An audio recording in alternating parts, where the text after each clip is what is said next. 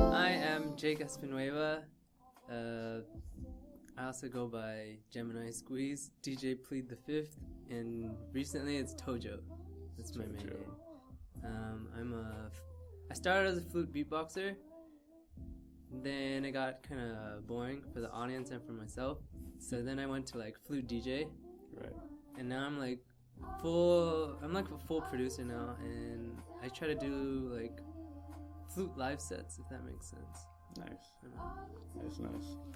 So that was gonna answer my next question of like, what do you do? So I don't know what I do anymore, man.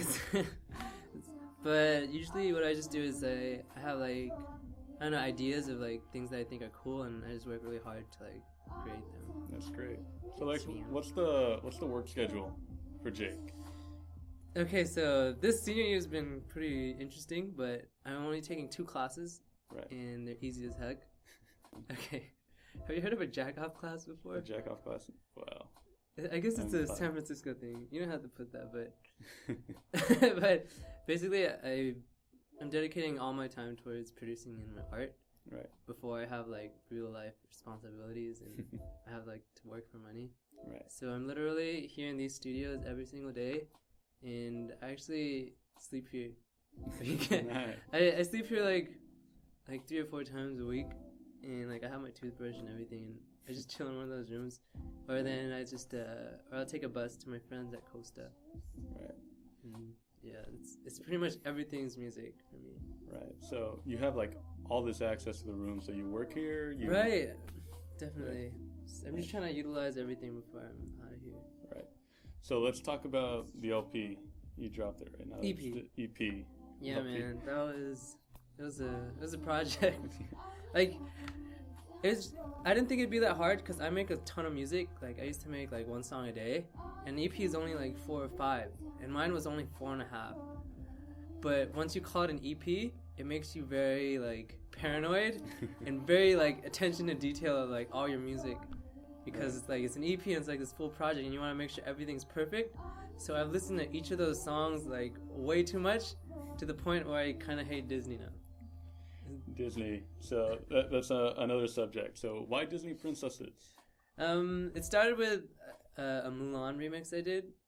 Like how you usually make music is that I just like draw from a bunch of different inspirations, and one big inspiration for me now and what I want to do is I like to create like worlds.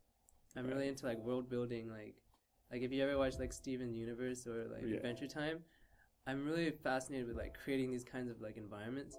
And then one big company that does that is Disney. Like they do it amazingly.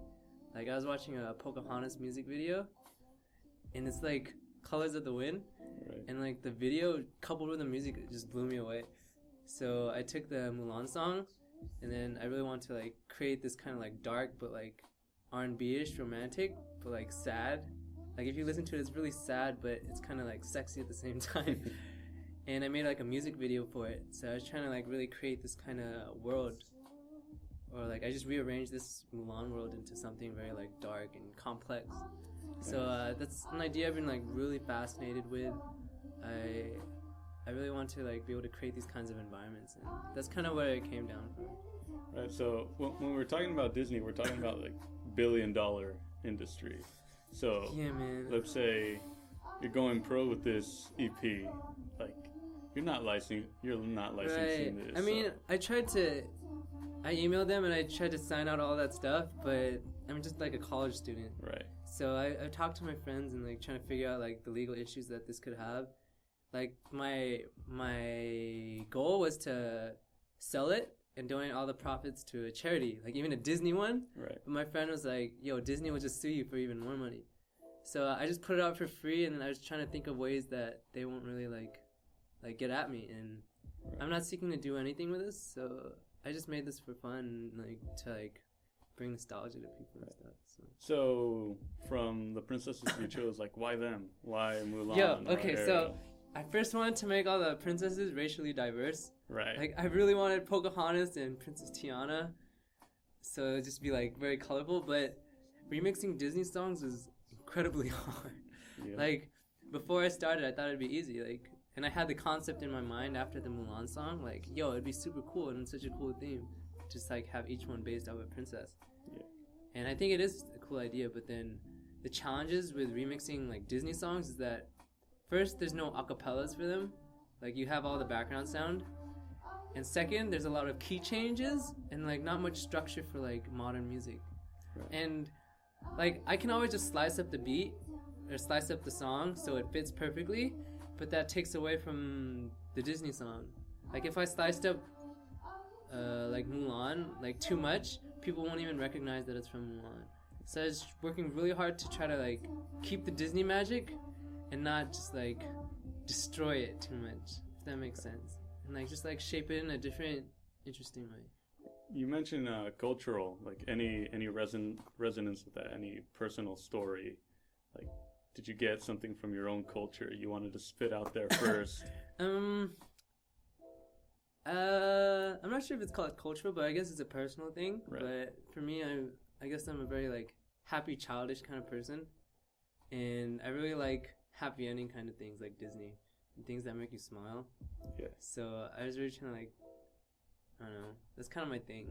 Even though I try to make like these Disney songs kind of dark, like the reason why I picked Disney was because like it's all happy. And right. I'm a happy kind of kid. So nostalgia, you keep mentioning it. Like you want this in all your music. You want this as I don't know if I want it for all my music, but I definitely like this theme of like fantasy. And I guess people associate fantasy with the kind of fantasy I'm interested in is like childish, I guess. But I always imagine like a lot of color and like really happy, you know what I mean? Right. Excuse me. But I feel like that's the kind of thing I really want to embody. And I guess this EP was like the first step in the kind of visions I have in my head. Like after this EP, I have like a lot of other projects. Like I'm working on projection mapping and it's gonna be big. Crazy. I'm working on like compositional pieces and I'm working on like coupling it to new technologies like heartbeat rate monitor thingy or using the Xbox Right. the Connect Connect. for like motion capture for thingy like new ways. But I just want to make sure that all these compositions are like geared towards the aesthetic that I'm going for. Right. So when I listened to the EP, like I got this R&B feel, I got this electric, like what's like driving you from that? Like just the mixing, like you're trying to get this sound with these princesses. Right, dude, it's tough because I'm struggling all the time to find out what kind of music I really want to make. And I'm starting to narrow down to like this happy kind of aesthetic. Right. And it's good. I know, but I've started to find like what I'm good at. Right. Like I'm very good at R&B and not so much on the electronic sound. I'm very good at like creating like nice slow grooves, but I'm not good at the like really exciting music. Right. So I'm starting to find out what I'm good at and I know what I want. So now I'm trying to find like a nice middle ground where I can like use my talents the best I can and have that. So yeah, the EP was just like to experiment to find what kind of sound I want. And I thought it'd also be cool to have every princess like have its own flavor, you know?